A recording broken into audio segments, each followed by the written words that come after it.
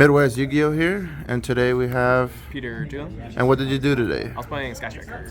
Nice. So for the ratios, we got 3 Ray, 1 Rose. That's it for the monsters. You don't really need Galarian. I think they suck. Okay. Then their army of hand traps. We got 3 Ash, 2 Baylor, 2 Nib, 2 Imperm, 1 Clawby. So why are you playing Nim? Is it just like... Nib? No one's playing around it. I don't think a lot of people are respecting it as much, and it's really good board breaker. It's really good right now against like Salad. It's really good against like Unchained, or before they set up like the whole XZs. But yeah, I just don't think many people are respecting it. Okay. Especially with like Chimera 2, I've noticed that some people are running into Nib like games 2 and 3 when it gets like really grindy.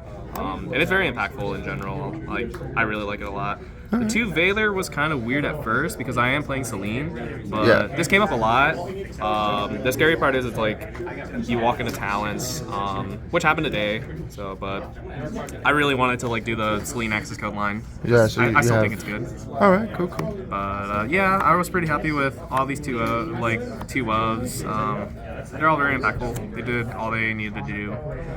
For the spells, you do 2 engage, 3 Widowmaker. Mix max rarity over Yeah. there? God damn. 3 linkage, 1 afterburners, shark cannon, evil booster. This card overperformed today. There was just so many times where like a lot of people were trying to like out it with like Geki, or even like trying to Bell, Imperm, and whatnot. It was just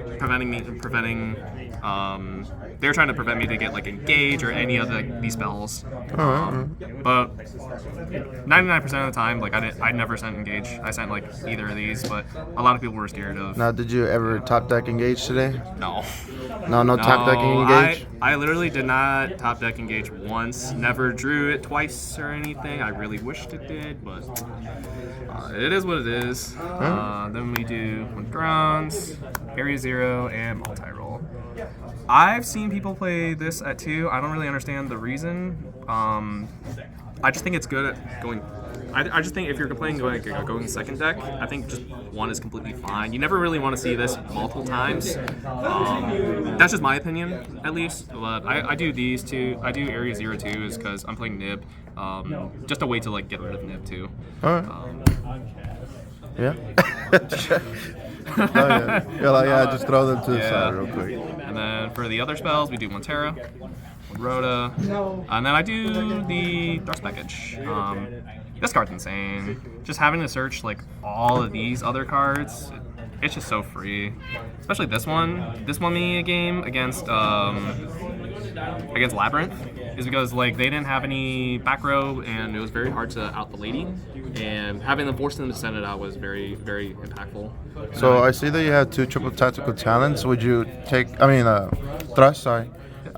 Would you take out the talents for another thrust? No, I think 2 was fine. There was never any time when I did 3. Like I opened up 2 of these and they didn't really play into it. I didn't think it was that good when you're doing 3. I think 2 is fine. It's just the worst feeling in the world when you're opening up 2 of these when you can open up like any of these or any of the any spells. of the 20,000 spells you have. Yeah, and then 2 Book of Moon, and then Change of Heart. This card was impactful too because I would nib, and then Change of Heart came up once today. I felt so good and scummy at the same time, but it works. It worked. Right. But even then, it's just very, very good when you're playing against like an XZ deck, because I am playing Zeus, so. Oh, Zeus. So it came up so many times today against Pearly. When they set it up like Plumper Beauty, whatever, just have them play into like every single thing possible, like playing into like Thrust, playing into Talents, and then they just scoop, just eat, and then they just Change of Heart. And then the Pearly player today, he was surprised I was playing Zeus.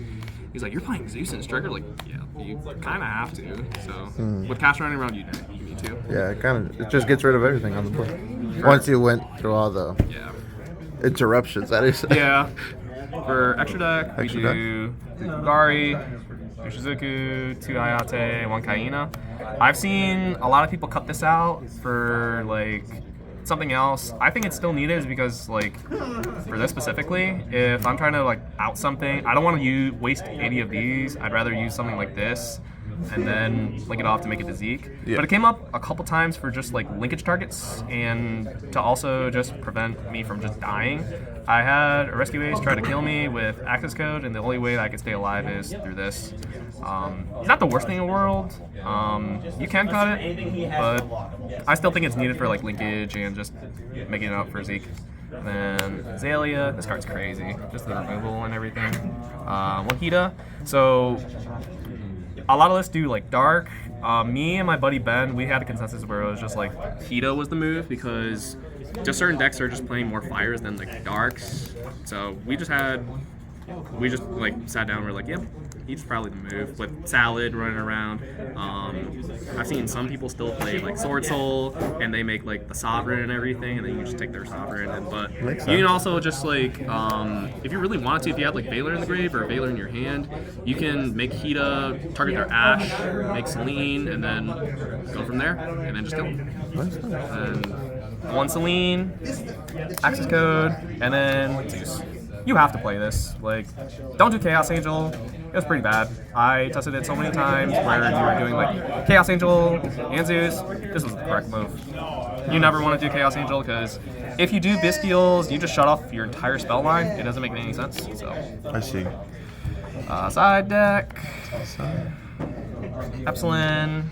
One driver. I drew this so many times. I hated it. Like, there were so many times where I was like, I really want to see this because I got E-ratted.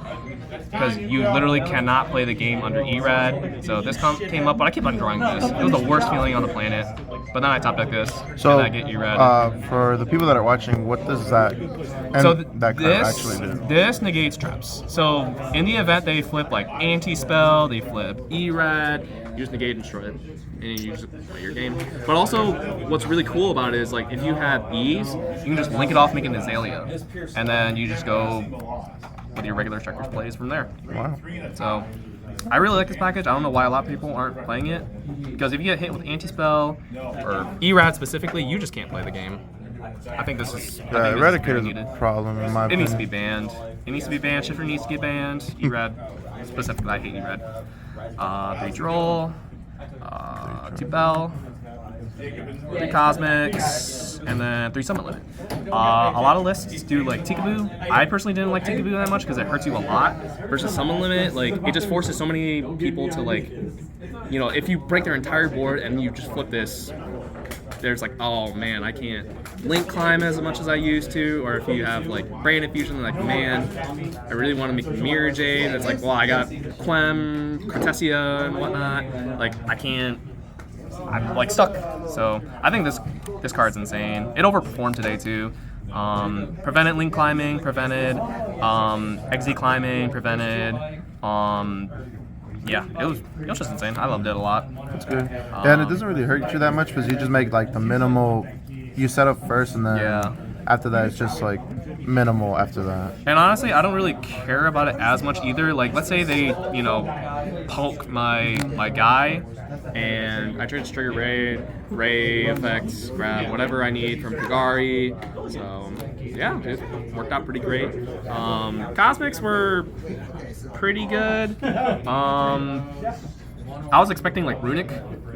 That was my main thing, but even then against like Labyrinth, if they had anti-spell or just out there welcome or big welcome, it was just another way to just prevent them for doing their big welcome plays and just bouncing everything all over again. So yeah, I don't think I really would have changed anything.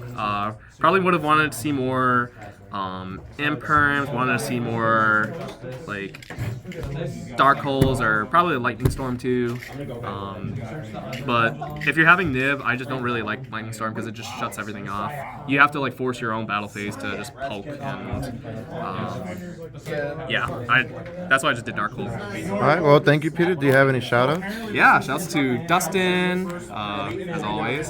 Shouts to Ben, because he's a striker god. Gotta pray to him. Shouts to to all the West Michigan people. Shouts to Sal, Ivan. Shouts to Lucas, Tommy, Jordan, Cameron, Nick, all those people.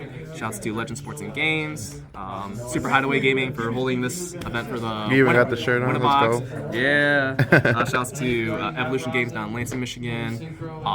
Galaxy Buster down in Otisville, Michigan. Shouts to Michigan State Yu-Gi-Oh! Club. I love you both. I love all of you. Goes Go Green. What else? And yeah, shouts to my mom because she never really likes me playing this game. Shout outs or shout outs. Shouts to her, you know. Because Thank you, Peter. for not believing in me. No, you got this. Thank you, Peter. Midwest signing out. Please like and subscribe.